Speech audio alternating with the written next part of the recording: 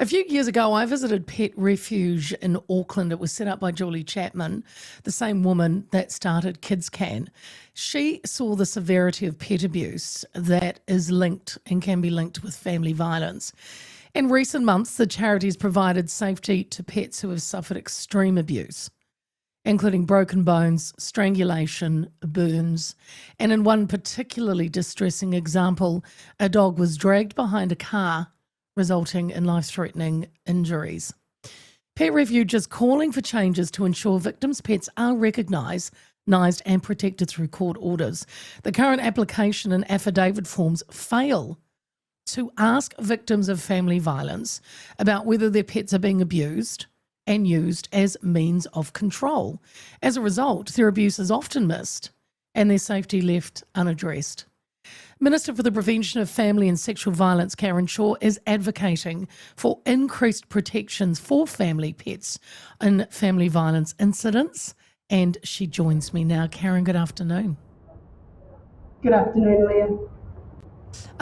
We've got Karen on the video link. It might be a little bit echoey there, Karen. I can see you sitting in a very big office, but I'm sure it will be fine. Hey, Karen, the stats from Women's Refuge are heartbreaking. More than half of women delay leaving an abusive relationship because they're scared for their pets. Did that shock you when you first heard it? Unfortunately, it didn't shock me, Leah, because I hear this quite often. And I've actually seen it from personal experience growing up, where pets have been used as emotional blackmail to stop their victims from leaving a relationship. And then when that doesn't work, often the pets are severely harmed or even killed. So part of those stats from Women's Refuge also stated that 24% of women, 1 in 4, have had a pet killed at the hands of their abuser. And so this just can't continue. Sexual violence and family violence is a very complex issue, and it involves multiple layers, and pets is one of them.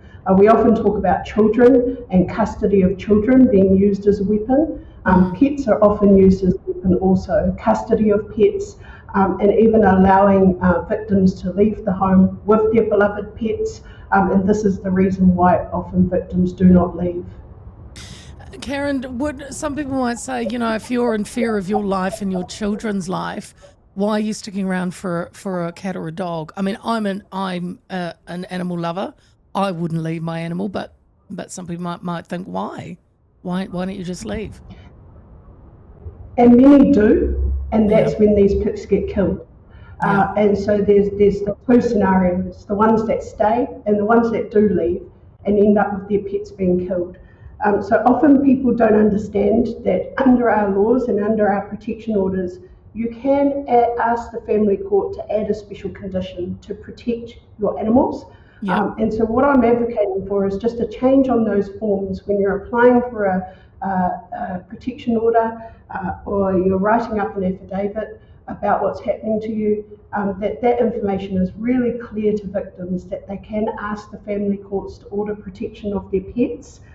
It will forbid abusers from taking the pets, and it also forbid the abusers from hurting the pets. So it's on record that concern has been made, so that we can help these pets to be protected. So just to be clear, Karen, you're not introducing a new law, but you're looking to improve the current system, how it works, and to make it more accessible. Is that right? Yeah, to make it more accessible to victims, to have an understanding of what's available to them, especially when it's as simple as adding to a form that you are able to add protection to your pets within that protection order.